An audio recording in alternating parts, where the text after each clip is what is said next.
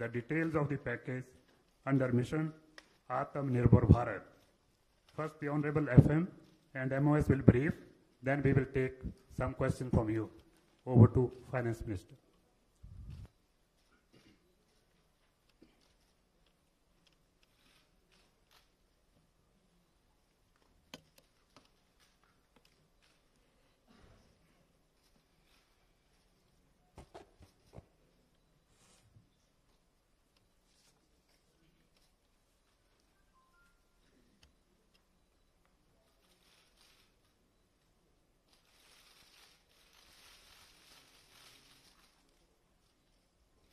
Good afternoon.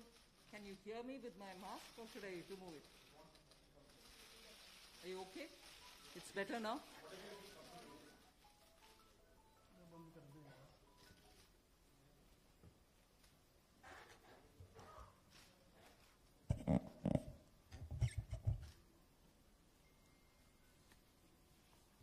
Good afternoon.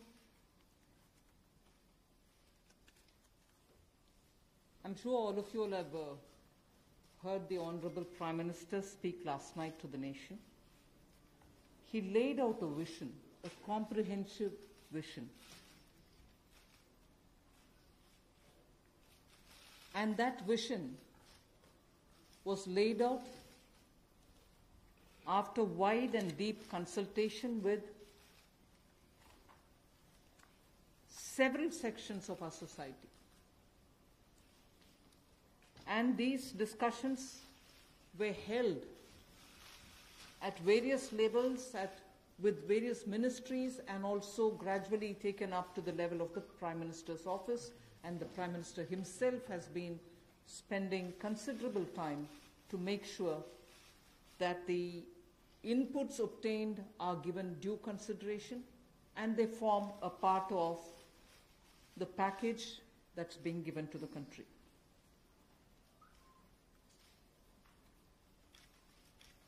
Essentially, this is to spur growth and to build a very self-reliant India. And that's where this whole initiative is called as Atmanirbhar Bharat Abhiyan. And the word Atmanirbhar India is the one which you will be hearing me say quite often.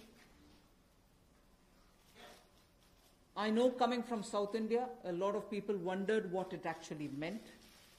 So for their benefit, I'll just say what it means in the 4 languages, subject of course to perfectionist corrections. Suya Sarbu Bharadam in Tamil, Suya Adharita in Telugu, Suyam Asarittan in Malayalam, and Swayam Avalambita in Kannada. Subject to correction, it may not be the perfect translation, but something to take it closer to what it means. So Atmanirbhar Bharat is what we are talking about. And you heard the Prime Minister clearly say that this is going to be resting on 5 important pillars. 5 important pillars: the economy, infrastructure, technology-driven systems, demography, and demand.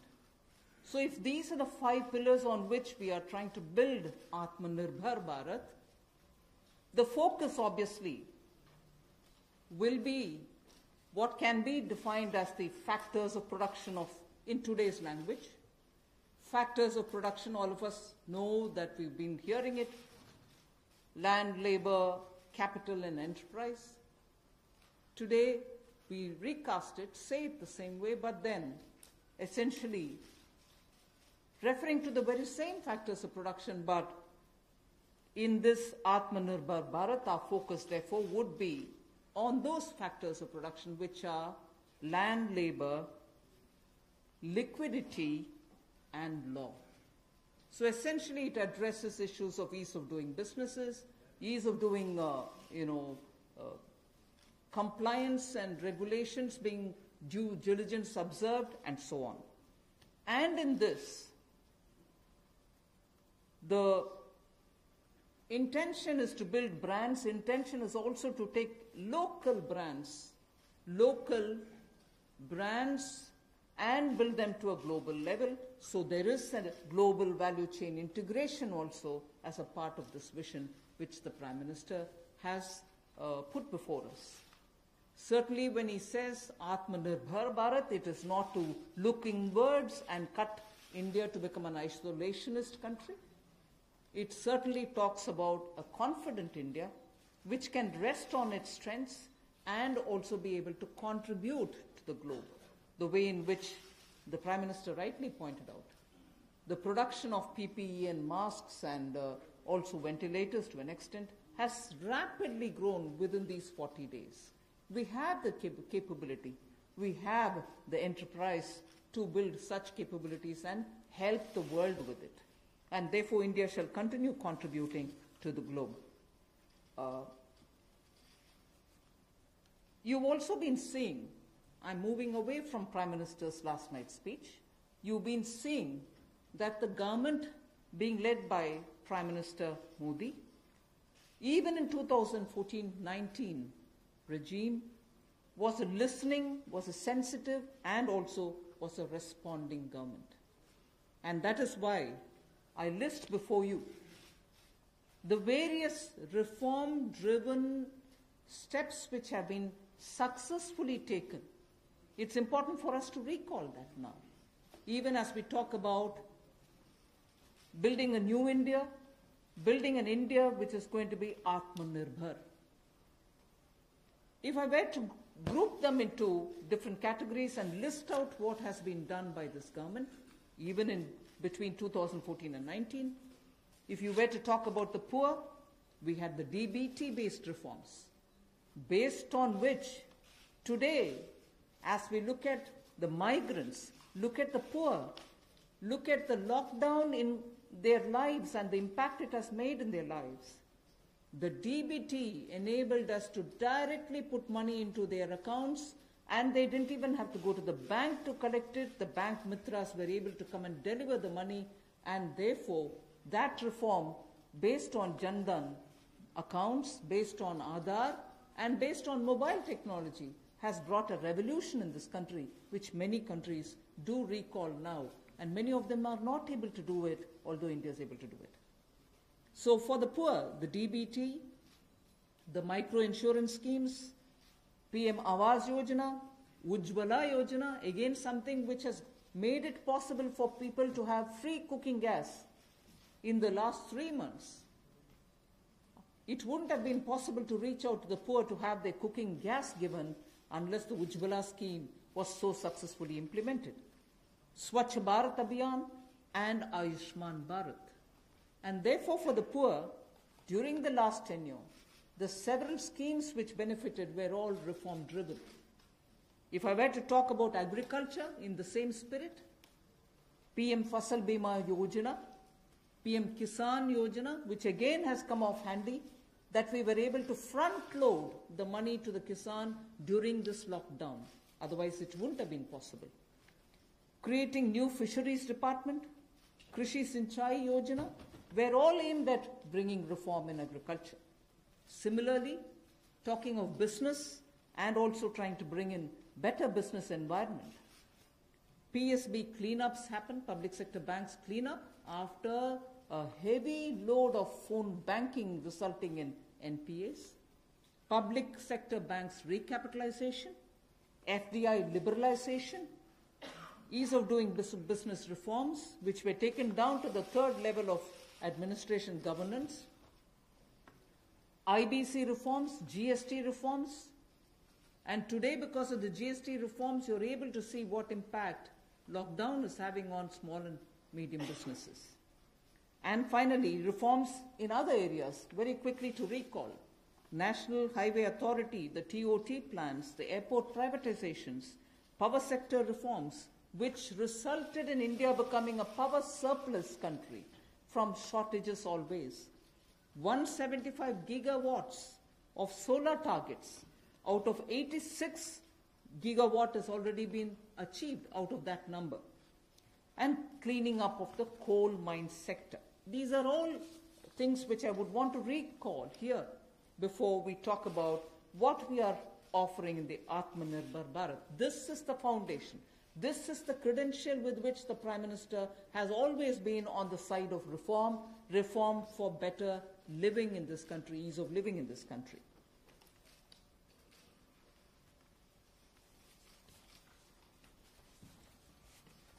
नमस्कार। कोविड-19 में देश और दुनिया के सामने बहुत सारे संकट खड़े किए और इन चुनौतियों के समय में भी भारत के यशस्वी प्रधानमंत्री आदरणीय मोदी जी अवसर देखते हैं और कहीं ना कहीं पिछले कल का उनका जो देश के प्रति संबोधन था उसमें स्पष्ट तौर पर दिखता है कि आत्मनिर्भर भारत बनाने के लिए ये जो संकल्प उन्होंने लिया है, ये जो सोच अपनी देश के सामने रखी है, इसने एक नई ऊर्जा देशवासियों में भर दी है। जहां अपने घरों तक सीमित थे लोग, आज वो आत्मनिर्भर भारत बनाने के इस संकल्प में जुड़ने जा रहा है और संकट में अवसर देख रहा है। और शायद यही कारण है कि दुनिया के मुकाबले अगर भारत का देखा जाए तो इस लड़ाई में बहुत अच्छे कदम रहे। यहां तक कि दुनिया भर के देशों में दवाइयां तक पहुंचाने का भी संकट के समय में अगर किसी ने काम किया तो भारत की दवाइयों की कंपनियों ने किया, जिसमें भारत को बहुत प्रशंसा भी मिली है। यही नहीं, सबसे पहले कोविड-19 को चलते मोदी सरकार ने जो पहला कदम उठाया वो प्रधानमंत्री गरीब कल्याण योजना के रूप में लेकर आए कि देश के गरीब को भूखा ना रहना पड़े, उसको कोई दुख तकलीफ ना हो। और 1,70,000 करोड़ का ये पैकेज माननीय वित्त मंत्री जी ने आप सबके सामने रखा था। और यही नहीं, कंप्लायंस की कोई दिक्कत ना हो कि आपको कानूनी तौर पर वैधानिक रूप से कोई जो नियमों का पालन कर रहा है उसमें आप रह ना जाएं, तो उसकी भी छूट 3 महीने का मोरेटोरियम पीरियड आपको दिया गया। फिर आरबीआई के माध्यम से भी घोषणाएं हुई जिसमें लिक्विडिटी का फायदा आप सबको मिला, देश के करोड़ों लोगों को। तो मेरा मानना यह है कि रिफॉर्म्स की जब माननीय प्रधानमंत्री जी बात करते हैं कि आत्मनिर्भर भारत हमने बनाना है, तो उसके 5 स्तंभ की उन्होंने बात की है, 5 पिलर्स की बात की है, जिसकी विस्तार में उल्लेख माननीय वित्त मंत्री जी ने किया है। मैं एक बात इसमें और कहना चाहता हूं कि ये जो हम इकोनॉमी की बात करते हैं, अर्थव्यवस्था की बात करते हैं, पहला स्तंभ आधारभूत ढांचा हमारा ऐसा हो जो आधुनिक हो। और यही नहीं, हमारे सिस्टम जो है वो 21वीं शताब्दी में हमें विश्व गुरु बना सकें, उस लायक हम बनाएं। वाइब्रेंट डेमोग्राफी की हम बात करते हैं, युवा शक्ति को हम राष्ट्र शक्ति और राष्ट्र निर्माण के रूप में लगाएं और उनका लाभ उठाएं। और डिमांड को कैसे बढ़ाना है और डिमांड सप्लाई चेन का समन्वय कैसे बना रहे और अर्थव्यवस्था आगे और कैसे बढ़े, इसके इस्तेमाल को करने की भी जरूरत है। बोल्ड रिफॉर्म्स का पूरा लेखा जोखा माननीय वित्त मंत्री जी ने पिछले 6 वर्षों का दिया है। मैं यही कहूंगा, बड़े निर्णय करने के लिए मोदी जी जाने जाते हैं। चाहे वो गुजरात में आए भूकंप के समय वापस कच्छ को खड़े करने की बात हो, या आज के संकट के समय भारत में पीपीई और मास्क के निर्माण की बात हो। और कहीं ना कहीं यही सोच भारत को आत्मनिर्भर भारत बनाने जा रही है। और इस आत्मनिर्भर भारत जो मूवमेंट है, इसमें हम आप सबको जोड़ने आए हैं। 20 लाख करोड़ का ऐतिहासिक पैकेज माननीय मोदी जी ने पिछले कल घोषणा की है और प्रधानमंत्री जी ने हमें निर्देश दिया है कि प्रतिदिन अलग अलग सेक्टर्स को लेकर आप सबके बीच में आकर इसकी विस्तार में हम लोग जानकारी दें। तो माननीय वित्त मंत्री जी आपको अगली जानकारी देंगे कि आज किस सेक्टर को लेकर हम आप सबके बीच में आए हैं। लेकिन बोल्ड रिफॉर्म्स 6 वर्ष भी होती रही, अब भी होगी, जब तक भारत आत्मनिर्भर नहीं हो जाता। उस दिशा में लगातार काम चलता रहेगा। So I broadly explained about the reform steps which were taken during the previous 14 to 19 tenure of this government.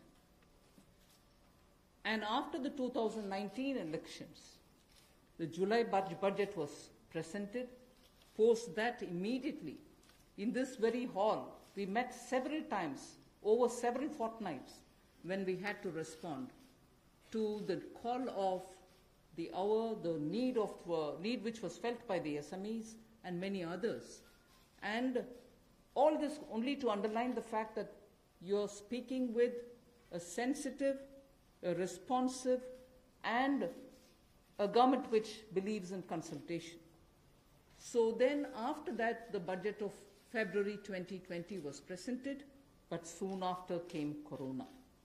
And after the parliament session was concluded, within hours of the announcement of the lockdown, the PM Garib Kalyan package was announced, about which Amos has briefly referred. The numbers are something which are worth recalling here because we are going to have to build on that. 52,606 crores into DBT account of 41 crore bank account holders, the Jan Dhan account holders.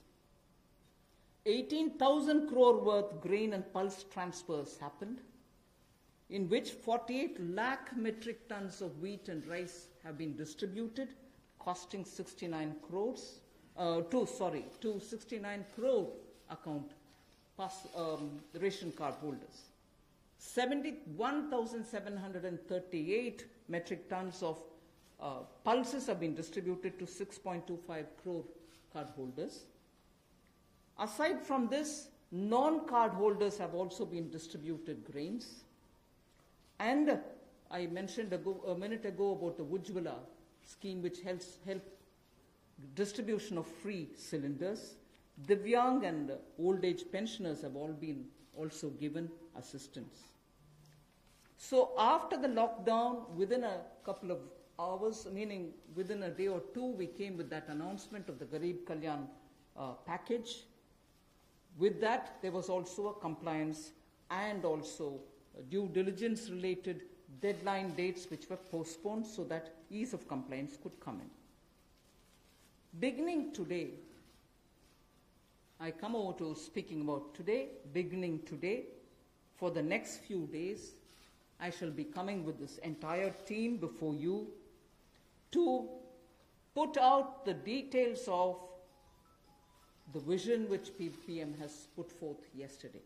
So PM's vision for a self-reliant India, we will come with the details in various tranches beginning today, and we shall not forget in each of the tranches that we are talking about that we do have a responsibility towards the poor of this country, towards the needy of the country, towards the migrant workers of this country, the Divyang and the aged. So the tranches will of course be for all our convenience, suitably bringing grouped items which have some correlation. Alongside, you also had the Reserve Bank of India coming up with a lot of liquidity infusion, about which the data which will be shared with you all will go into greater detail about the quantum that they came up with, the LTROs and the TLTROs. I'm not getting into it so that you'll get the data, but we are not going into it. We also ensured, the Revenue Secretary is here, we also ensured that 18,000 crores of refunds through a special drive were given for all the income tax taxpayers. Drawback were also given the payments. So the intention being liquidity should be in the hands of the people. For all those who have up to 5 lakhs of refund dues, we cleared it. 14 lakh taxpayers have benefited because of that. So with that said, Today, the tranche has about 15 different measures, 6 of which pertain to the micro, small and medium enterprises. कुटीर लघु उद्योग के लिए 6 ऐसे कदम हम उठाएंगे. 2 relate to the Employees Provident Fund. 2 relate to the NBFCs, Housing Finance Corporations, and the MFIs, microfinance institutions.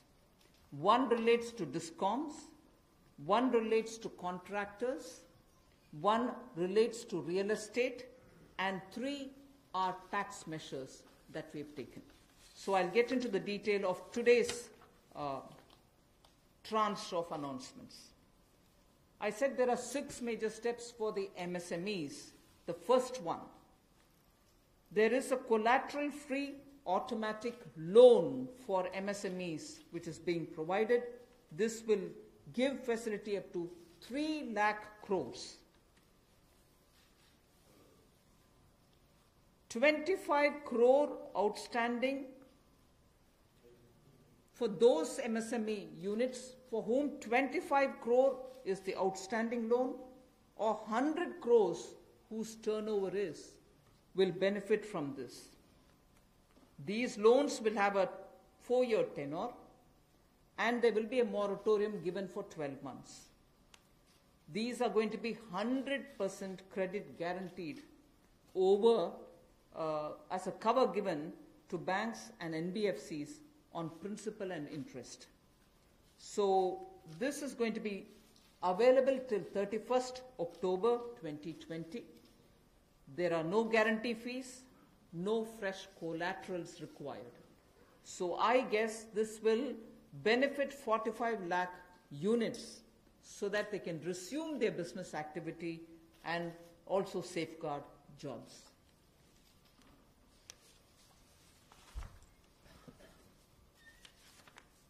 प्रधानमंत्री गरीब कल्याण योजना में जहां सबसे पहले कोविड हेल्थ वर्कर्स के लिए 50 लाख रुपए की इंश्योरेंस पॉलिसी का प्रावधान किया गया था, वहीं पर 80 करोड़ गरीबों को 5-5 किलो गेहूं या चावल देने का प्रावधान किया गया और पूरे देश भर में पीडीएस के अलावा अतिरिक्त ये 5-5 किलो उनको दिया गया, पिछले महीने भी और इस महीने भी. इसके अलावा ये प्रति व्यक्ति 5-5 किलो था और प्रति परिवार दाल देने का भी काम किया गया 1 किलो. और इसके अलावा जो हमारे वृद्ध, विधवा, दिव्यांग हैं उनको भी जनधन खातों में सीधा पैसे डाले गए, 500-500 रुपये, 1000 रुपये उनको टोटल डाला गया. इसके अलावा जो 20.5 करोड़ जनधन योजना खाता धारक थे, ऐसे 41 करोड़ खातों में भी 52,606 करोड़ रुपया अब तक ट्रांसफर कर दिया गया है. 8 करोड़ उज्ज्वला योजना के जो उपभोक्ता हैं उनको मुफ्त में 3 महीने 1-1 सिलेंडर देने की बात हुई थी. जब तक उनको सिलेंडर की आवश्यकता है उसकी प्रक्रिया भी शुरू हो गई और दे भी दिए गए. यहां तक कि जो पीएम किसान के लिए भी 2,000 रुपया ऐसे करोड़ों किसानों के खातों में उसको ट्रांसफर कर दिया गया. तो जितनी घोषणाएं उस पीएम गरीब कल्याण योजना के अंतर्गत की गई थी उन पर सारे कदम भारत सरकार द्वारा उठाए गए और करोड़ों भारतीयों को इसका लाभ माननीय प्रधानमंत्री नरेंद्र मोदी जी के माध्यम से मिला है. जहां तक व्यापारी वर्ग की बात है, आम आदमी की बात है, कंप्लायंस का बर्डन उसके ऊपर ना आए, घर से बाहर नहीं जाते थे, तो उसके सामने जो संकट था कि वो कैसे समय सीमा रहते अपनी कंप्लायंस पूरी कर सके, उसमें भी उसको छूट दी गई और उसको भी 3 महीने आगे बढ़ाया गया, जिससे उसको लाभ मिला है. आरबीआई ने भी जो महत्वपूर्ण घोषणाएं की उससे लाखों करोड़ रुपए की लिक्विडिटी मार्केट में आई है, जिससे पूरे देश को लाभ मिला है. और इसकी जानकारी आप सबके सामने पहले भी रखी है, केवल आज एक बार फिर आपके ध्यान में लाने की जरूरत पड़ी तो उसको किया है. एक जो मीडिया के माध्यम से हमारी जानकारी हमें मिली और जो वीडियो कॉन्फ्रेंस और बाकी सब वार्तालाप बाकी लोगों से हुआ, मध्यम, सूक्ष्म, लघु उद्योग कुटीर उद्योग, घरेलू उद्योग जो है, इन सब के सामने बहुत बड़ी मुसीबत थी कि पैसों की भारी कमी थी। इन सब के लिए क्या किया जाए, ये भारतीय अर्थव्यवस्था की रीढ़ है। ये जो हमारा सूक्ष्म लघु मध्यम उद्योग है, कुटीर उद्योग है, गृह उद्योग है, इन सब का एक बहुत महत्व है। 12 करोड़ से ज्यादा लोगों को ये रोजगार देते हैं। तो ऐसे कारोबार और व्यापार करने वाले, विशेष तौर पर एमएसएमई सेक्टर जो है, इसके लिए आज एक बहुत बड़ी घोषणा है कि collateral free automatic loan 3 lakh crore रुपए का मध्यम सूक्ष्म लघु कुटीर और गृह उद्योग को मिलेगा। इसमें किसी को अपनी ओर से कोई गारंटी, कोई कोलेटरल देने की आवश्यकता नहीं है और इसका समय सीमा भी 4 वर्ष की होगी और पहले 12 महीने यानी कि पहला 1 वर्ष उनको प्रिंसिपल रीपेमेंट नहीं करना पड़ेगा, इनके मूलधन का चुकाना नहीं पड़ेगा, मूलधन को नहीं चुकाना पड़ेगा और 12 महीने की इस पे छूट रहेगी और 4 वर्ष के लिए उनको ऋण दिया जाएगा। तो 3 लाख करोड़ रुपए का ये ऋण, ये हमने बगैर किसी गारंटी, बगैर किसी कोलेटरल के भारत के मध्यम सूक्ष्म लघु उद्योग, कुटीर और गृह उद्योग के लिए मोदी सरकार ने करके दिया है। I just move to the next one, which is about a 20,000 crore subordinate debt proposition which we are bringing. If the earlier one, which was just now explained by the MOS, was for standard MSMEs who, because of lockdown, couldn't move forward because they didn't have money, they didn't have cash coming in. So for buying raw materials or paying the wages, if they had a problem, you had that emergency credit line which we spoke about just a minute ago. Now I come to talking about subordinate debt through which we want to infuse about 20,000 crores. These are meant for stressed MSMEs. So if you're providing for the standard, you're now providing for the stressed MSMEs. Now the stressed MSMEs do have a problem of equity. So for them, through a subordinate debt provision, we want to provide about 20,000 crore liquidity. 2 lakh MSMEs are likely to benefit from this. The functioning of the MSMEs which are NPA or are stressed, all of them will be eligible. For this subordinate debt-based scheme, NPAs or stressed MSMEs will all be eligible for this. The government will be providing about a 4,000 crore as its contribution to the CGTMSE, the Credit Guarantee Trust, and they will be then able to provide the partial credit guarantee support to the banks, as a result of which stressed and NPA MSMEs will immediately benefit. तनाव में जो सूक्ष्म लघु मध्यम उद्योग या कुटीर या गृह उद्योग हैं,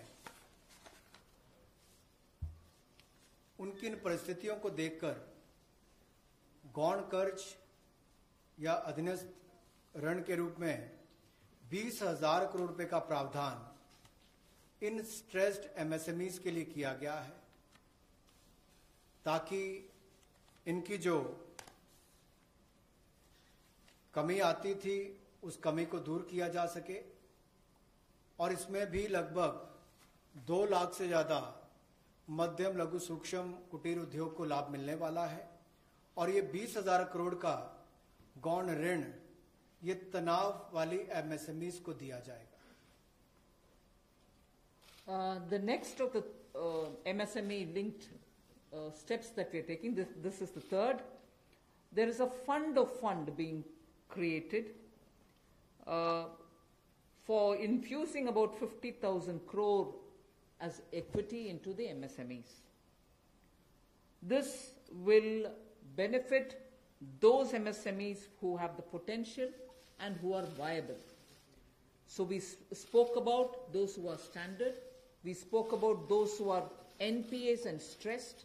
Now I'm talking about MSMEs who may be doing viable business and who need hand-holding because of the situation thanks to the COVID. So this fund of fund, with a corpus of 10,000 crores, through mother fund and daughter fund framework, will be able to provide the growth potential MSMEs greater support, and this, we think, will help MSMEs to expand their capacities, and this will also encourage them eventually to get listed in the markets which they can choose. जो मध्यम लघु सूक्ष्म उद्योग अच्छा कर रहे हैं, विस्तार करना चाहते हैं, आगे बढ़ना चाहते हैं, लेकिन उनके आकार को बढ़ाने की, क्षमता को बढ़ाने की सुविधाएं नहीं मिल पाती थी, तो उसके लिए फंड्स ऑफ फंड्स का प्रावधान किया गया है और इस फंड्स ऑफ फंड्स के माध्यम से 50,000 करोड़ की इक्विटी इन्फ्यूजन होगी, ये हम करने जा रहे हैं। इससे इन सभी अच्छा काम करने वाले मध्यम लघु सूक्ष्म उद्योगों को अपना आकार और क्षमता बढ़ाने का अवसर मिलेगा। The next one is something which all of us have been waiting for a long time, about the definition of MSMEs. I'm sure you heard from several sources that this discussion has been going on. We have now come to a stage where we can happily announce that the definition being changed is being changed in favor of the MSMEs. Because there was always this fear in very successful MSMEs also, that if they outgrow the size of what is defined as an MSME, they'll lose the benefits that they get as an MSME itself. So outgrowing this definition meant outgrowing and going out of receiving benefits. Therefore, MSMEs preferred to remain within the definition rather than grow. Now what we are coming with is a change in the definition of MSME so that they need not worry about growing in size. They will still be able to get quite a lot of benefits which otherwise, as an MSME, they had got. So now how do we change it? I told you why we are changing the definition. How are the changes being brought about? What exactly is the change which is coming in? The change is that investment limit which defined an MSME is being revised upwards. So you can be a slightly more larger invested company, but you're still going to be considered only as an MSME. And then I'll come to the amounts which is shown in the chart there. But the idea is, even with an increased investment, you'll still be defined only as an MSME. You shall not get out of the benefit which is given to you as an MSME. Second is, additional criteria to define an MSME is being brought in. And that criteria is based on turnover. So that is being brought in newly now. Earlier it was only investment size. Now investment size and or additional turnover size is being brought in. And earlier, the distinction which prevailed between manufacturing unit, and therefore their definition was on slightly different account. Service units, their definition was on slightly different criteria. Now that differentiation between manufacturing and service MSME are being removed. Manufacturing MSME or service-based MSME shall all be defined similarly. And then, therefore, the chart that is there before you will tell you what was earlier and what is now. What was earlier defined with an investment of 25 lakh as micro unit will now have investment allowed till 1 crore. So they'll still be called a micro unit even if the investment is up to 1 crore. Now, in that, service investments of 10 lakhs were called as micro earlier. Now, because the distinction is removed, service also will have the benefit of being called a micro unit even if the investment is 1 crore. Over and above it, I did say that in addition to investment as a definitional criteria, we are bringing in the criteria of turnover also. So now your investment can be up to 1 crore and your turnover can be up to 5 crore. You shall be called as micro. This or that. Your investment can be 1 crore and your turnover can be 5 crore. Up to 5 crore, you will be micro enterprise. And so on. So small will be up to 5 crore, manufacturing enterprise. Services was up to 2 crore. Now the definition is changed to 10 crores and 50 crores. Investment and turnover. And so on. The table explains it.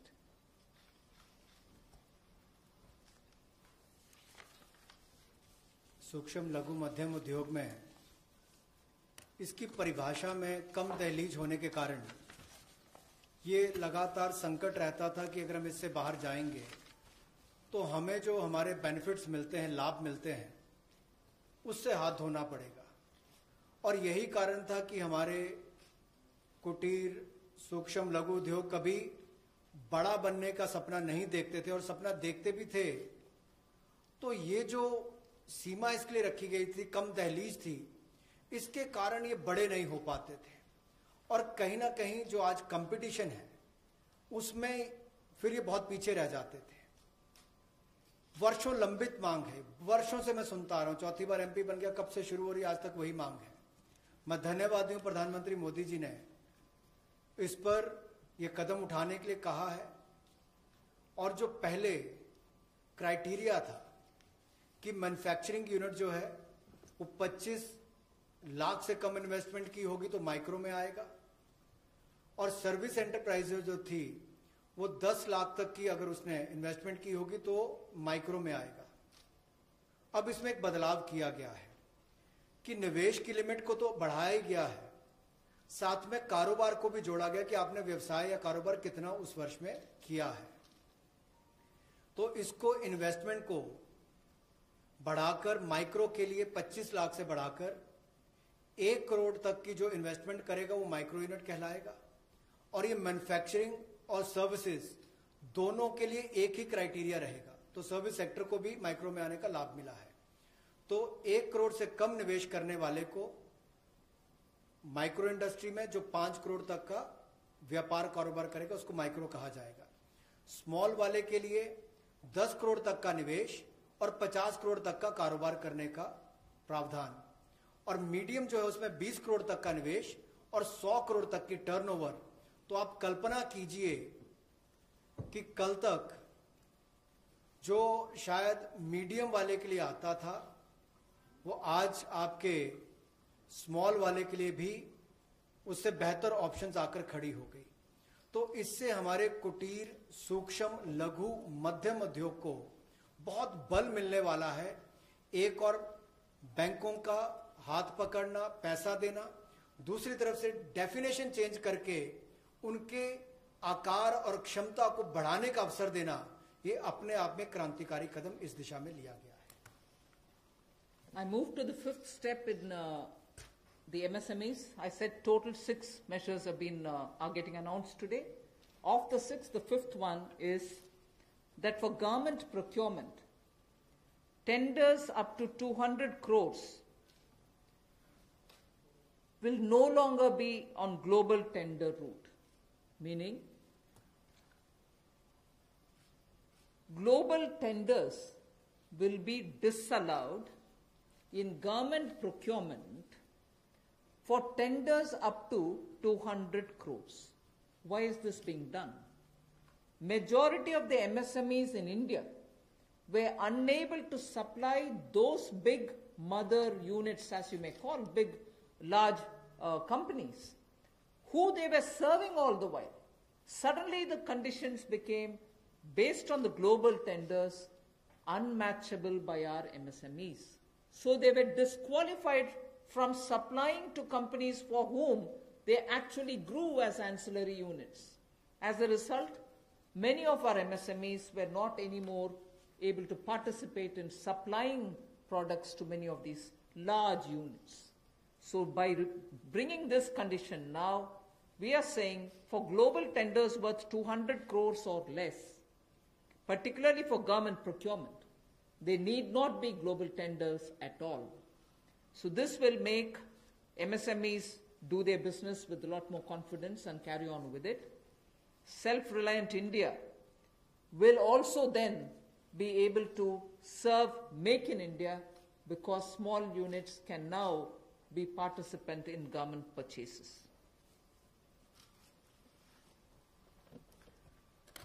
पिछली 2 slides में भी आपने देखा होगा कि कुटीर, सूक्ष्म, लघु, मध्यम उद्योग के लिए जो बड़े कदम उठाए गए हैं, 3 लाख करोड़ के कोलेटरल फ्री और कोई नई गारंटी दिए बिना एक और से ऋण उपलब्ध करवाना, उसके अलावा जो बाकी कदम उठाए गए और उनकी परिभाषा बदलने का काम भी किया गया, तो ये कदम उससे एक और स्तर ऊपर है कि ये सब बदलने के बाद उनको कामकाज जब मिले तो कंपटीशन में कहीं ना कहीं अनफेयरनेस जो होती थी, उसमें हमारे लोकल उद्योग वो पीछे रह जाते थे।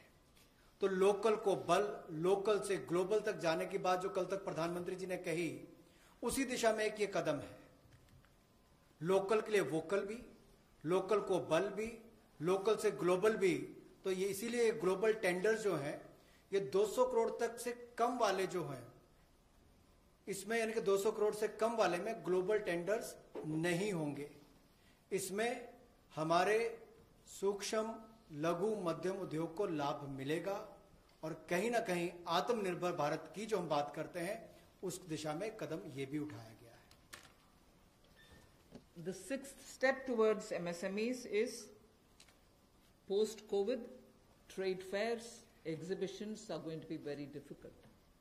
So we shall ensure that e-market linkage is provided across the board for all these MSMEs so that they're able to find their market easily in the absence of being able to participate in trade fairs which cannot be held in this environment. Also, very importantly, Government of India and also CPSEs, where there are receivables by MSMEs, we now announce that within the next 45 days, all their receivables will be cleared. The CPSEs and Government of India will honor every MSME receivable within the next 45 days.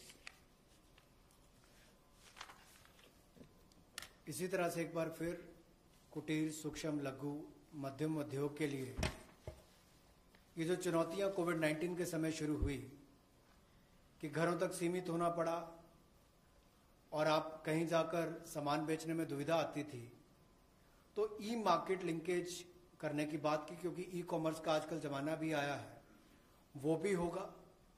और इसके अलावा व्यापार मेलों में कैसे वो involve हो सके, उनका शामिल होना हो, प्रदर्शनियों में उनकी पार्टिसिपेशन हो सके, इसके लिए कदम उठाए जाएंगे।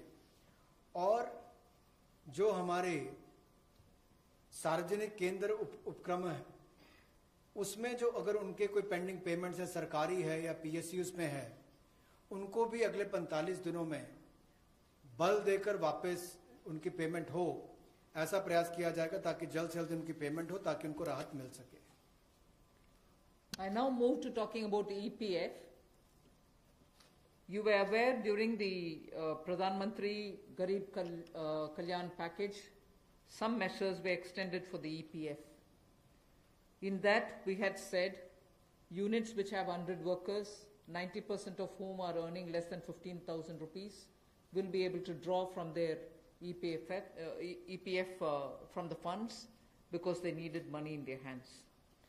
We have now, and for the 3 months, the payment of EPF also was given relaxation. What I would now like to say before you is a liquidity relief is being given for all EPF establishments. In this, 12% which is paid by the employer and 12% by the employee contribution.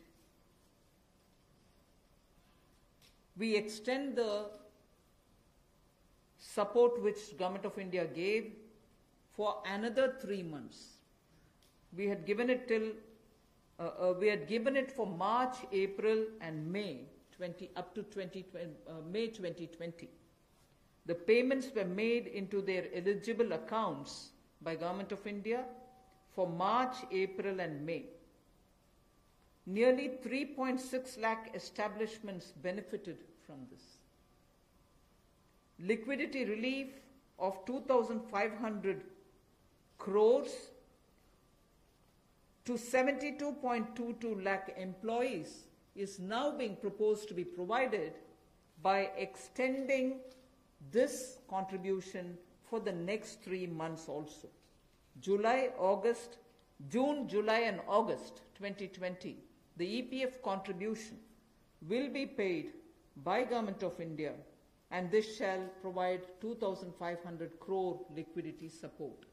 So what was given earlier for March, April and May is now being extended for another 3 months, which will be June, July and August, and therefore we shall be infusing 2,500 crore liquidity and 72.22 lakh employees will benefit from it.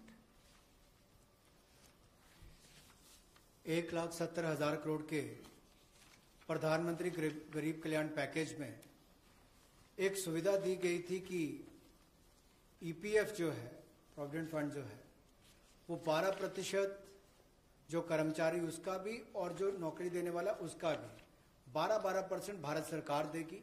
और ये पहले 3 महीनों के लिए हमने किया था, जिसकी भुगतान कर भी दिया गया पहले 2 महीनों के लिए, और इसको अगले 3 महीने और बढ़ा दिया जाएगा। इसका प्रावधान भी जून, जुलाई और अगस्त के लिए कर दिया गया है। 3,67,000 ऐसी संस्थाओं के 72,22,000 ऐसे कर्मचारियों को इसका लाभ मिलेगा। जब कर्मचारी का 12% हिस्सा भी और नियोक्ता जो नौकरी देने वाला है उसका 12% हिस्सा भी भारत सरकार देगी, और ये कुल मिलाकर 2,500 करोड़ के लगभग का लाभ इनको मिलेगा।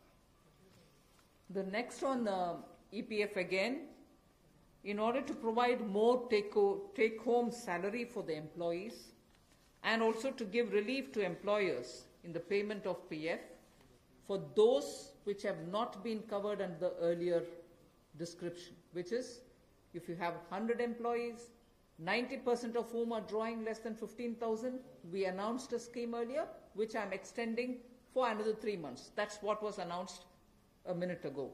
The second one in EPF now is the statutory PF contribution for those who are not covered in the earlier one is being reduced from 12% to 10%. So for the next 3 months, employers need to pay only 10% and not 12% so that they will have some more money in their hands. However, for the central public sector enterprises and for state PSUs, we will continue to pay 12%. So this reduction is not for the government. However, government employees government employer still pays 12%. But employees in these public sector undertakings will be given the advantage of paying only 10%. So a liquidity relief of 6,750 crores for both the employee and employer will be available for the next 3 months.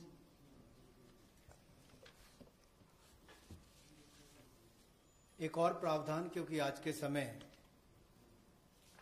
पैसा कर्मचारी के हाथ में भी कैसे ज़्यादा हो, इसमें भी एक बड़ी राहत देने का प्रयास इसमें किया है कि जो ईपीएफ कंट्रीब्यूशन है, जिनका ईपीएफ का योगदान है, वो ऐसे संस्थानों के लिए और कर्मचारियों के लिए 12% से कम करके 10% अगले 3 महीनों के लिए किया गया है।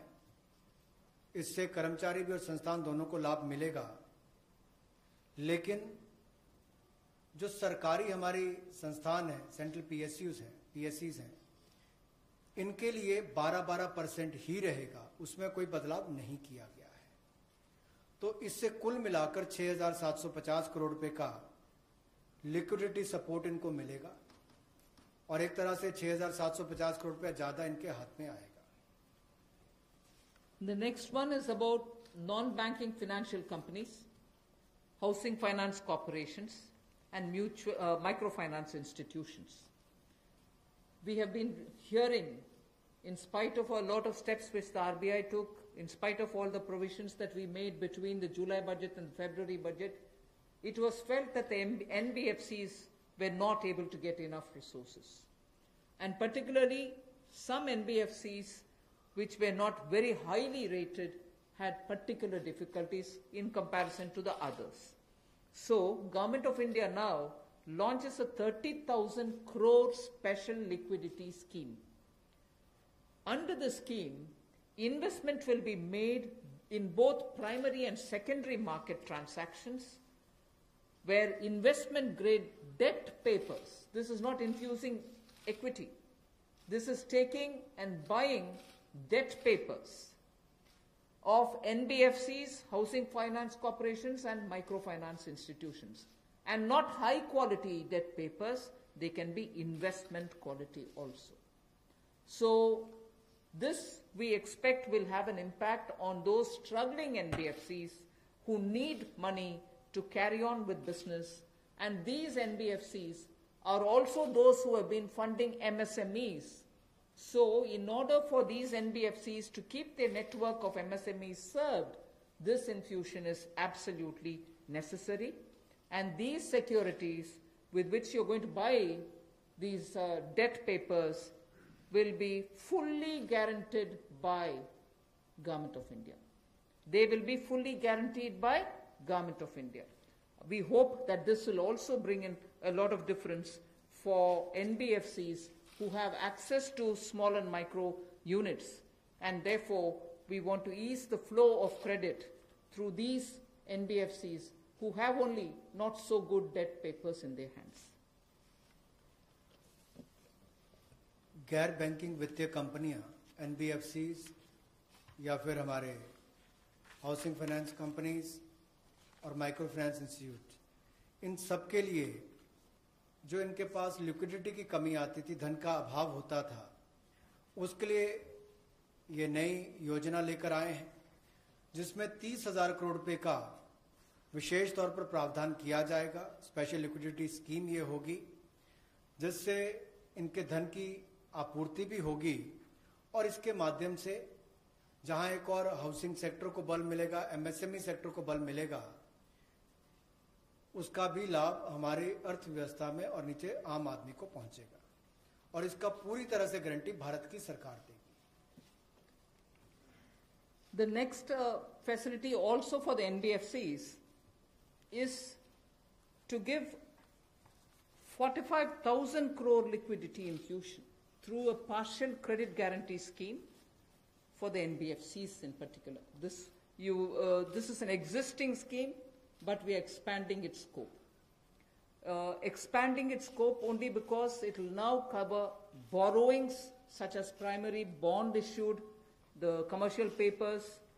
So all these will constitute the liability side of the balance sheet, but we are getting into that area also.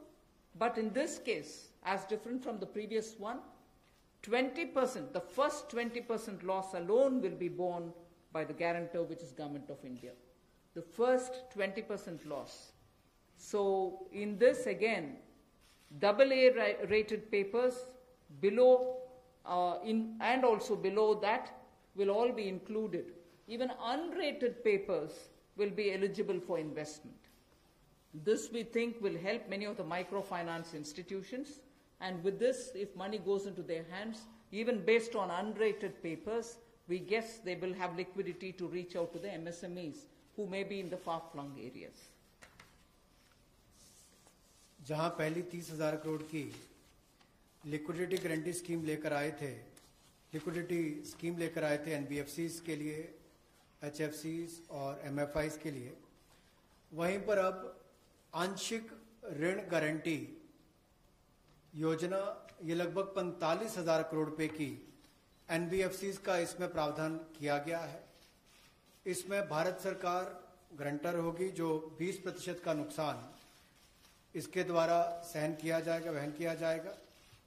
और यही नहीं, इसमें AA पेपर और इससे भी नीचे वाले जो है उसको भी इसमें पैसा मिल पाएगा, ऋण मिल पाएगा। और इसके अलावा जो अनरेटेड पेपर एलिजिबिलिटी है इन्वेस्टमेंट के लिए, वो भी इसमें प्रावधान किए गए हैं ताकि ज़्यादा इसका स्कोप बढ़ सके, ज़्यादा लोगों को इसका लाभ मिल सके और कुल मिलाकर इससे भी नई लैंडिंग जो है यानी कि कर्जा दिया जा सके सूक्ष्म लघु मध्यम उद्योग को और आम नागरिकों को भी मिल सके, उसके लिए इसका प्रावधान किया गया है।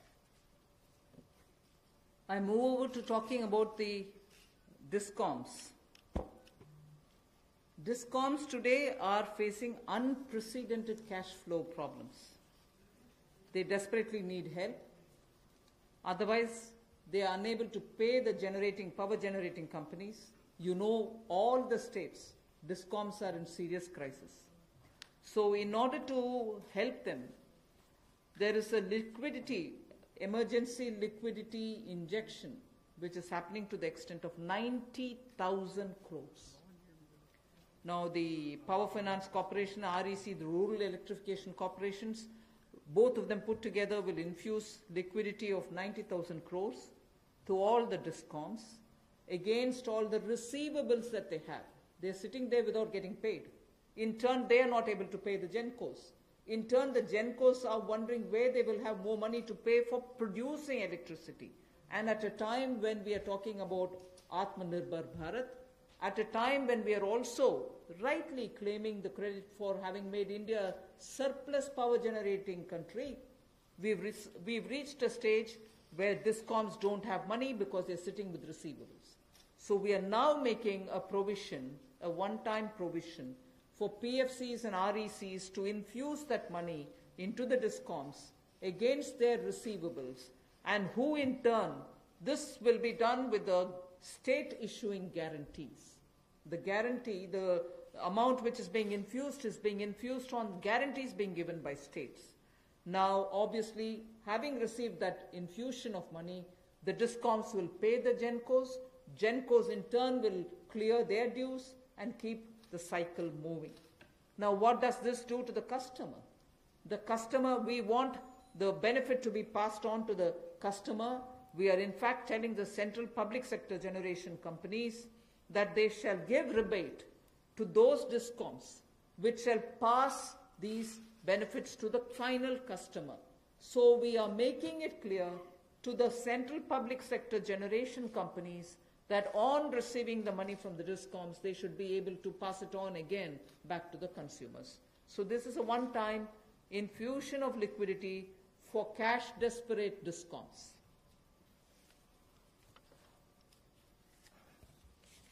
बिजली वितरण कंपनियों की आय में जो भारी कमी आई है और लेनदारी जो इनके कई राज्यों से बढ़ी है, उसके कारण भी ये अभूतपूर्व नकदी प्रवाह की स्थिति इनको देखनी पड़ रही है। इन परिस्थितियों में आम उपभोक्ता को भी नुकसान ना हो, बिजली उत्पादन करने वाले भी और बिजली वितरण करने वाले भी इस अभूतपूर्व समस्या में कहीं उलझकर ना रह जाएं, इसके लिए 90,000 करोड़ रुपए का प्रावधान डिस्कॉम्स के लिए किया गया है, बिजली वितरण कंपनियों के लिए किया गया है।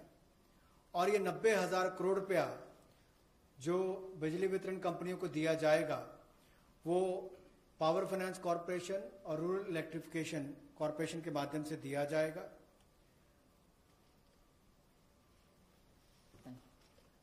I move over to the next, which deals with contractors. All Government of India agencies, such as the railways, road transport, highways, CPW, etc., will now give 6 months extension without any cost to the contractors, so that extension should cover construction work or goods and services contracts that they have with central government agencies.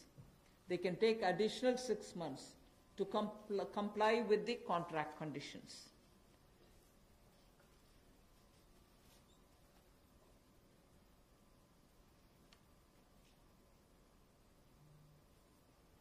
I didn't get it.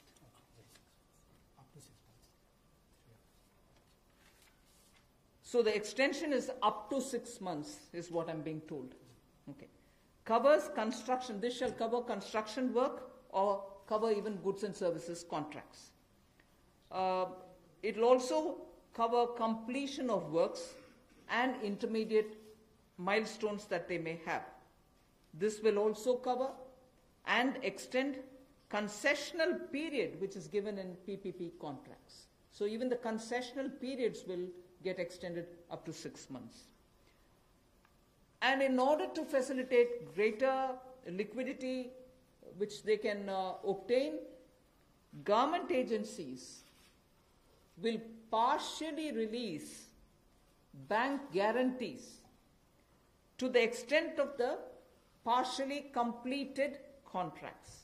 So if a particular contract is completed to some extent and not fully, to that some extent, the partial bank guarantee will also be released so that the cash flow will improve.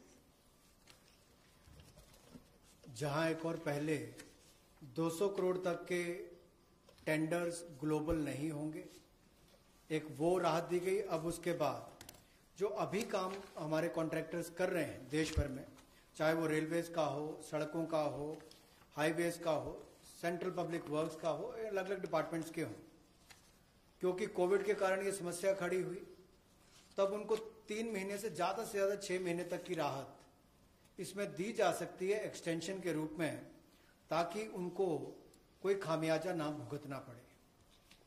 और जो obligations थी उनकी, उसके कारण दिक्कत आ सकती थी, इसलिए प्रावधान किया गया है ताकि मुकदमेबाजी या बाकी सब ना हो और मानसिक रूप से भी ठीक रहे और अच्छा काम करके समय पर पूरा कर सकें। तो 6 महीने तक की इनको राहत दी गई। और यही नहीं, जो पीपीपी कॉन्ट्रैक्ट है उसमें भी जो कंसेशन पीरियड है उसमें भी ये राहत 6 महीने तक की दी जा सकती है, पर मैक्सिमम जो है 6 महीने तक हो सकता है। केस टू केस मैटर करेगा। और जो सिक्योरिटी दी जाती थी पार्शियल, उसको रिलीज किया जा सकता है आंशिक रूप से। मान लीजिए मैं कोई ठेका लिया है, 70% किसी ने काम किया और उसके एवज में उसकी आंशिक रूप से वो बैंक गारंटी को वापस किया जा सकता है, ताकि उसके पास और लिक्विडिटी और काम करने के लिए आ सके। एक बहुत बड़ी राहत इस तरह से कॉन्ट्रैक्टर्स को भी देश भर में देने का एक प्रावधान किया है। 80% की होगा तो उसके अनुसार, 60% की होगा तो उसके अनुसार, लेकिन कुल मिलाकर उसके पास पैसा ज्यादा आए ताकि वो काम काज में उसको कहीं दिक्कत ना आए। I've come to the last two of today's announcements. One relate to the real estate, which is what I'm doing now. The next has direct taxation related reliefs, which has 3 different aspects. So the last two, one is on the real estate and the next is on the taxation. In the real estate matter, the Urban Development Ministry shall issue advisory to the states and the union territories so that the regulatory authorities are given clear picture that they can treat the COVID-19 period as an event where you can invoke the force measure. In other words, they can treat it as an act of God, and to that extent be flexible about the execution of the contract signed. This will also mean that with the necessary changes, they will have to issue fresh project registration certificates. They can extend the registration and the completion dates.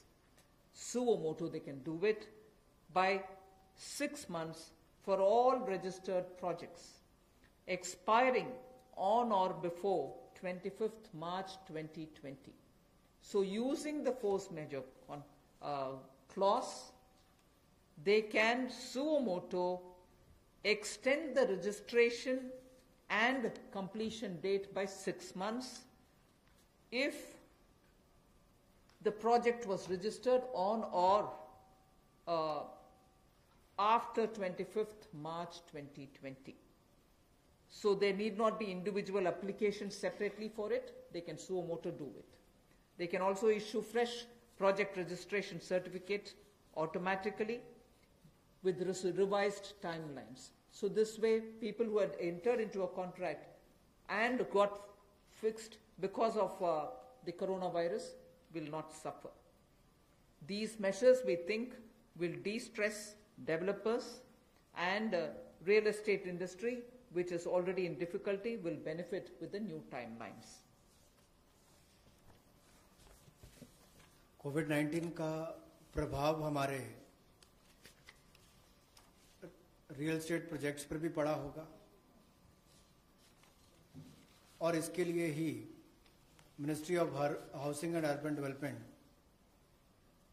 ये राज्य की सरकारों को और UTs को advice भी करेगी कि उनकी जो रेगुलेटरी अथॉरिटीज हैं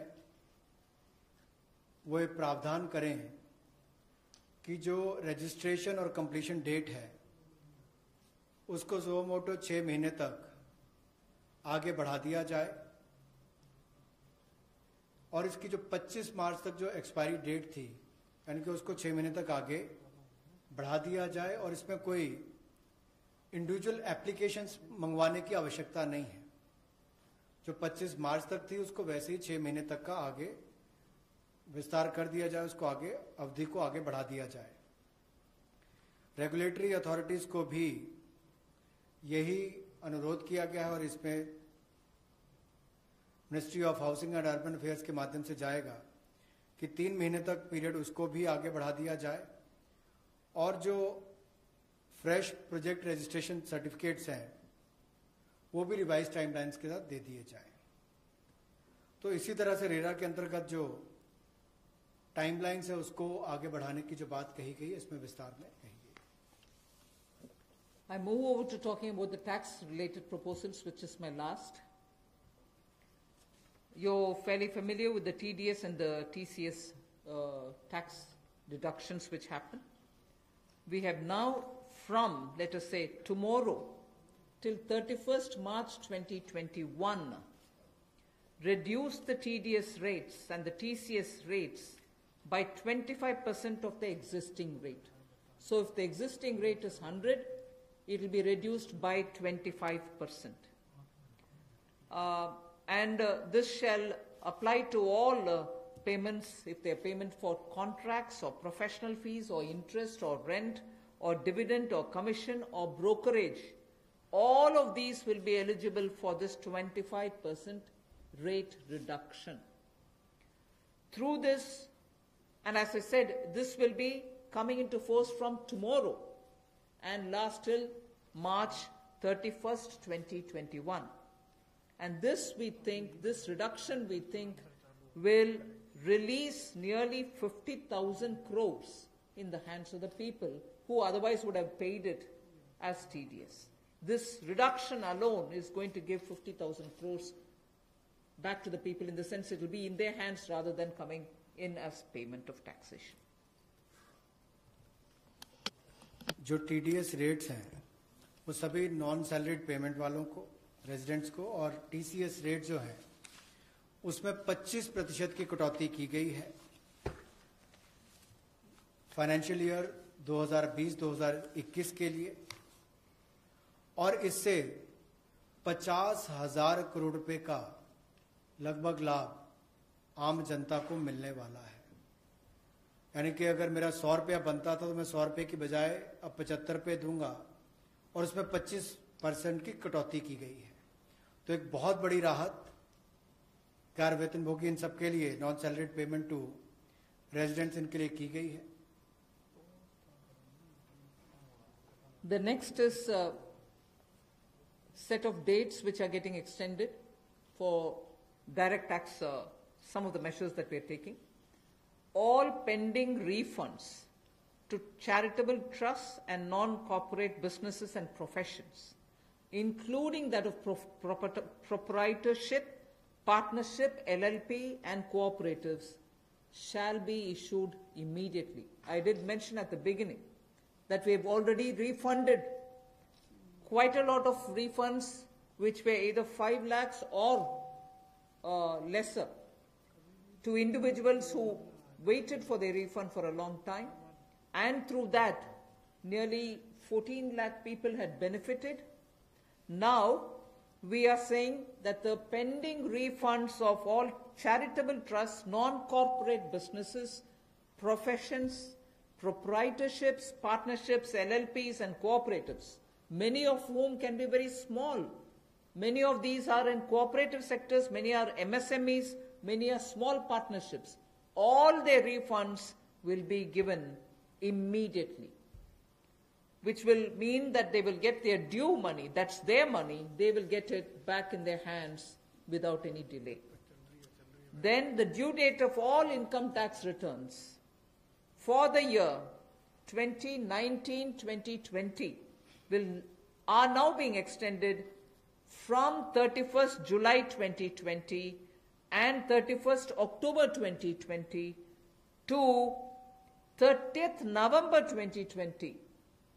And tax audits from 30 September 2020 is being changed to 31st October 2020. So that is a measure which will help people not to worry about how they are going to do their compliance, will they be able to file their returns or not. So that is a step which we take. And the last one, which also is a taxation-related measure, is the date of assessments getting barred, because assessment time gets barred with a certain date. We are conscious of it, we have taken cognizance of it, so we are saying date of assessments getting barred as on 30th September 2020 is now being extended to 31st December 2020. So 3 months extension is being given so that date of assessment doesn't get barred as of September 2020, it can wait till December 2020.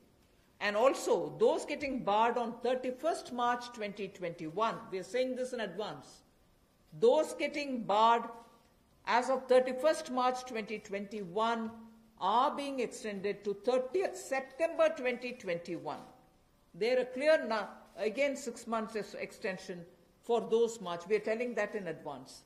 31st March 2021, which we are getting debarred, will now be moving over to 30th September 2021. And the last point that I would want to share with you all for this evening is, you know, we've launched this Vivad Se Vishwas scheme for making payment, and there was a component that you had to pay 10% extra if it is beyond a certain date. Now, without any additional amount which is to be paid, in total, the whole Vivad Se Vishwas scheme is getting extended up to 31st December 2020. And for this extension, no extra payment is being asked. So the entire Vivad Se Vishwas moves over to 31st December 2020.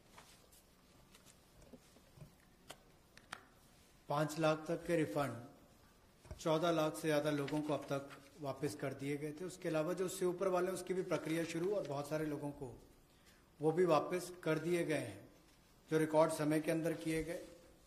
अब इसके अलावा जो pending refunds हैं, चाहे वो charitable संस्थाओं के हों, ट्रस्ट के हों, या नॉन कॉरपोरेट बिजनेस या प्रोफेशंस के हों, यानी कि प्रोप्राइटरशिप, पार्टनरशिप, एलएलपी, कोऑपरेटिव्स, इनको भी जल्द ही इनके रिफंड्स इशू कर दिए जाएंगे ताकि पैसे की कमी कहीं पर ना आए। इनकम टैक्स की रिटर्न के लिए जो ड्यू डेट थी वित्तीय वर्ष 2019-20 के लिए, उसको 31 जुलाई 2020 और 31 अक्टूबर 2020 से बढ़ाकर 30 नवंबर 2020 कर दिया जाएगा, और टैक्स ऑडिट को भी 30 सितंबर 2020 से बढ़ाकर 31 अक्टूबर 2020 कर दिया जाएगा।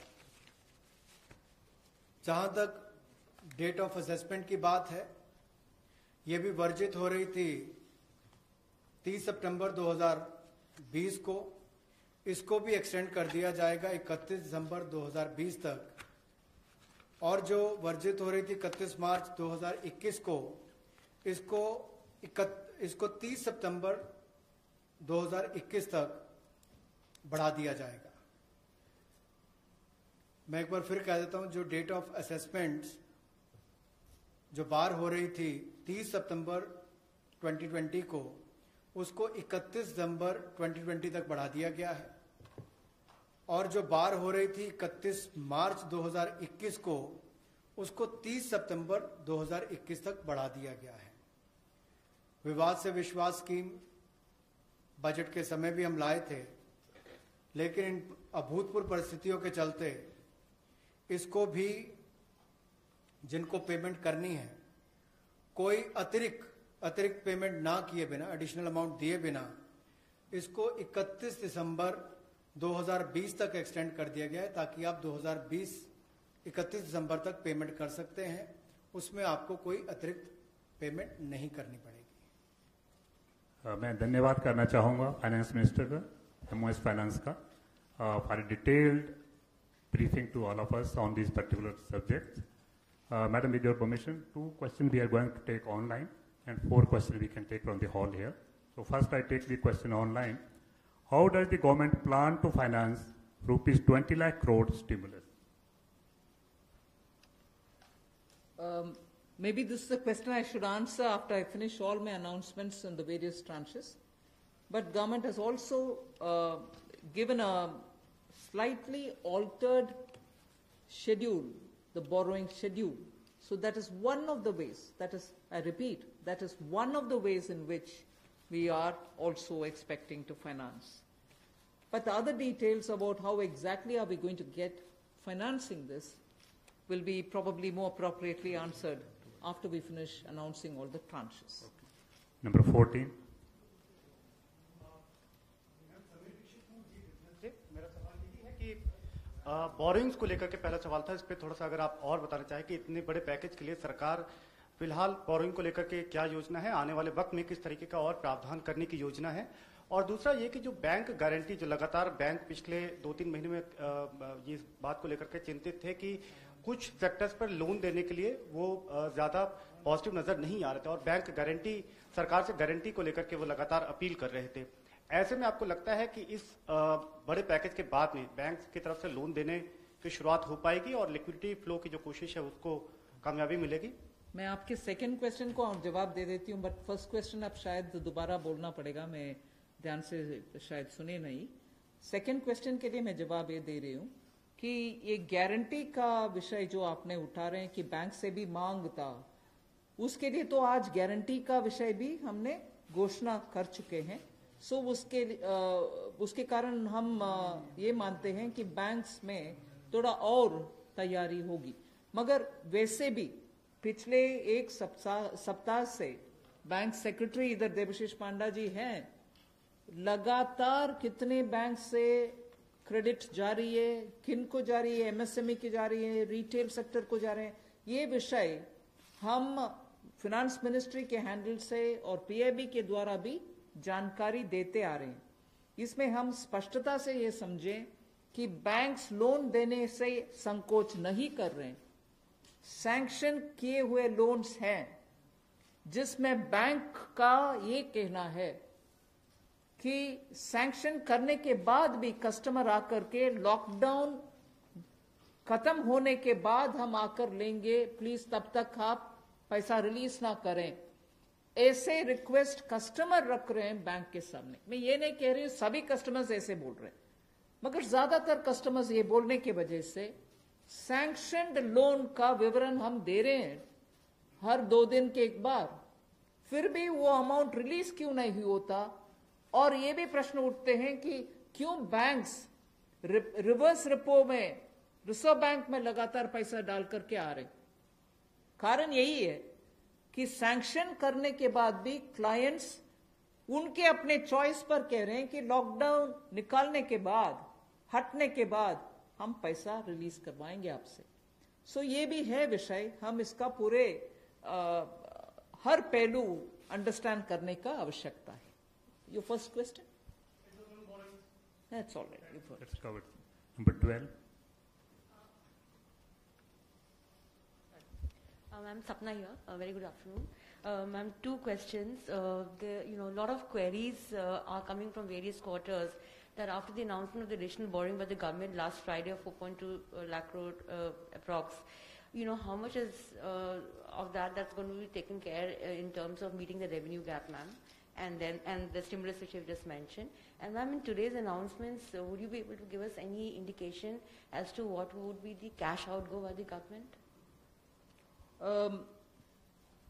I think your first question is largely addressed already about where are we going to get the money from, and is the debt market going to be able to, receive the announcement that's been made by the government last Friday? Yes, you're seeing how the market is responding, and that's no secret. It's not something anyone can hide. It's public domain information.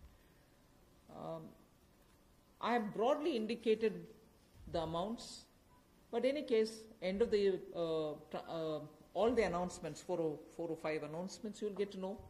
And in any case, the Honorable Prime Minister has clearly said what is the total size of the stimulus package. Ma'am, related question online hai. Does the package announced by the Prime Minister yesterday is a standalone one, or it is inclusive of earlier package of 1.7 lakh crore and the other security items, 65 lakh crore liquidity measures announced by the RBI? Does this all? As I said, whoever has asked that question online can wait till all the announcements are made. Sure. Number 9. Ma'am Monica ji business ma'am MSME sector में पहले से ही बहुत ज़्यादा liquidity crunch था और UK Sinha committee ने ये सारी रिकमेंडेशंस पहले से ही दे दी थी, तो इतना समय क्यों लग गया? क्या हम लॉकडाउन का इंतज़ार कर रहे थे? और दूसरा ये कि अप्रैल के जीएसटी नंबर्स अभी तक नहीं आए हैं, तो एमएसएमई सेक्टर से काफ़ी कंप्लेंट्स आ रही हैं और वो काफ़ी रिक्वेस्ट कर रहे हैं कि एक जीएसटी एमनेस्टी स्कीम उनके लिए आ जाए, तो क्या हम उसकी आशा कर सकते हैं? एमएसएमई के लिए अभी इतनी सारी घोषणा, पता नहीं मुझे क्यों आप उसको लॉकडाउन के लिए हम कौन इंतजार करते हैं जी लॉकडाउन के लिए? आप क्षमा कीजिए, मुझे कैसे उसका जवाब देना है पता नहीं चल रही है। मगर एमएसएमई के लिए हम धीरे धीरे जुलाई बजट में भी घोषणा किए, उसके बाद पार्शियल गारंटी का अनाउंसमेंट भी हुआ, फरवरी के बजट में भी एमएसएमई के लिए बहुत सारे कदम हमने उठाए, और अभी कॉम्प्रिहेंसिवली स्ट्रेस्ड हो, एनपीए हो, सस्टेनेबल और वायबल यूनिट्स हो, उन सब के लिए अलग अलग हिस्से पर एमएसएमई के लिए स्टेप्स उठा रहे हैं। और जीएसटी रेवेन्यू के ऊपर रेवेन्यू सेक्रेटरी को मैं बोलूंगी कि प्लीज। नंबर 30। आपने जो सवाल पूछा कि जीएसटी का जो अप्रैल महीने का फिगर अभी तक डिक्लेयर नहीं किया है, आपको मालूम है कि जीएसटी के जो रिटर्न्स फाइलिंग के डेट्स है वो सब एक्सटेंड हो गए हैं। एक बार जब अगर एक्सटेंड कर दिया जाए कि हमने बहुत सारे रिटर्न्स कहा है कि जून तक भरना है, या जो 5 करोड़ से ज़्यादा के जो लोग हैं उनको भी हमने टाइम दिया है, तो एक्सटेंशन देने के बाद अब जो ये जो फिगर्स है इसके बारे में स्पष्ट स्थिति जो है सो हमें 30 जून तक ही मिल पाएगा हमें। तो इसीलिए हम लोगों ने उस फिगर को अभी तो जो लोग पैसे दे पा रहे हैं वो दे पा रहे हैं, बाकी लोग 30 जून तक उनको अवधि दी गई है, उसके बाद ही हमें स्पष्ट स्थिति मालूम पड़ेगा कि कितना पैसा आया, किन लोगों ने रिटर्न फाइल किया है। जहाँ तक कि आपने एमएसएमई की बात की, जीएसटी रिफंड इस एक महीने में, अप्रैल महीने में टोटल इस फाइनेंशियल ईयर में अब तक करीब 11,000 करोड़ लोगों को जीएसटी का रिफंड दे दिया गया है। 11,000 करोड़ एक महीने में, और उसकी संख्या भी मैं बताऊं अगर तो करीब 27,000 लोगों को आईजीएसटी का रिफंड मिला है, और जो बाकी जो जीएसटी का जो रिफंड है करीब 1,39,000 लोगों को जीएसटी का रिफंड मिला है। Madam Sunil Prabhu, NDTV. Just 2-3 points. One, of course, was on the fiscal deficit. Where do you keep the target now? Because this is something that nobody visualized it. Prabhu, just may I intervene? Please focus your question on today's briefing part, because as Madam told, It's part of that, sir. 4-5 series Okay. briefing will be here, so please focus for the today's briefing.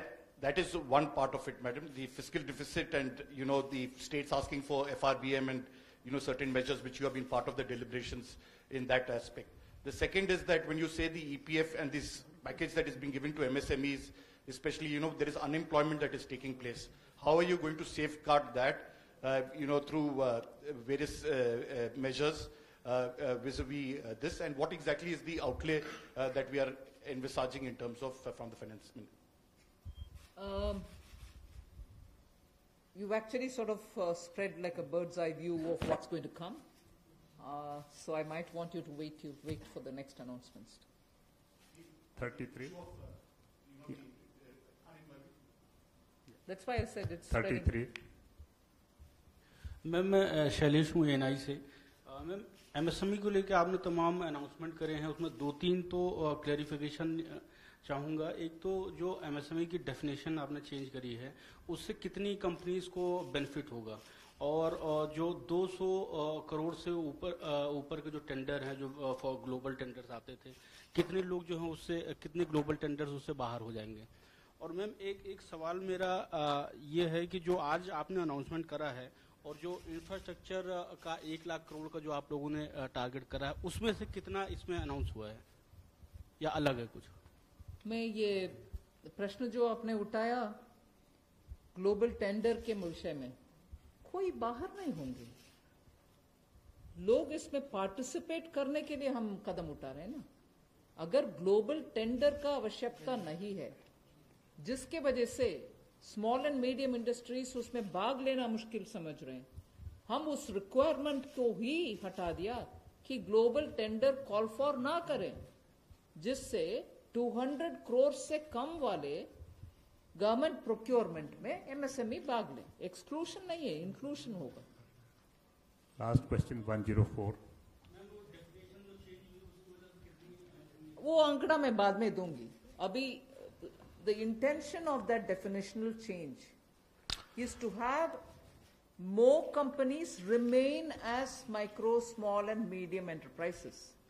Growing के वजह से वो इस definition से बाहर ना हो जाएं, इसके लिए कितने यूनिट बेनिफिट होंगे, if anybody of the secretaries have that information they can give, नहीं तो हम आपको कैलकुलेट करके देंगे कितने यूनिट इससे दोबारा एमएसएमई के डेफिनेशन के अंदर आएंगे।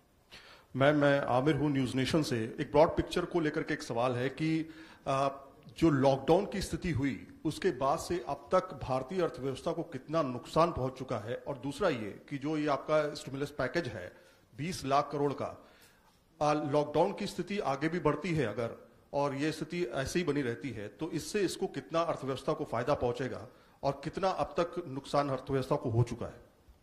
आप दोनों प्रश्न इतना स्पेकुलेटिव प्रश्न पूछ रहे हैं मेरे से, जवाब देना मैं आसान नहीं समझ रही हूँ।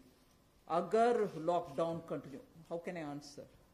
1 सेकेंड, लॉकडाउन के वजह से क्या नुकसान हुआ, आंकड़ा करने के लिए अभी समय नहीं है। हम रिस्पॉन्ड कर रहे हैं जिससे न्यू इकोनॉमी उभर कर आना है और सभी स्ट्रेंथ के साथ उनके बिजनेस रिवाइव करना है, उस रास्ते पे हम चल रहे हैं।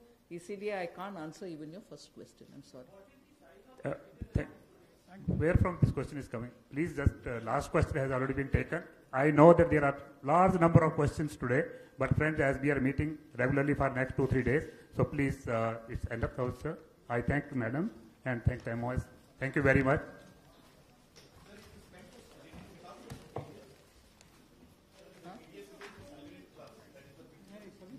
No, everybody, regular salary वाले भी, non-regular salary वाले भी. It's not.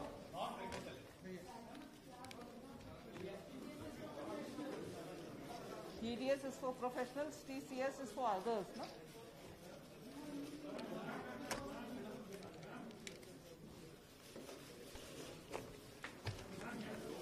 Thank you.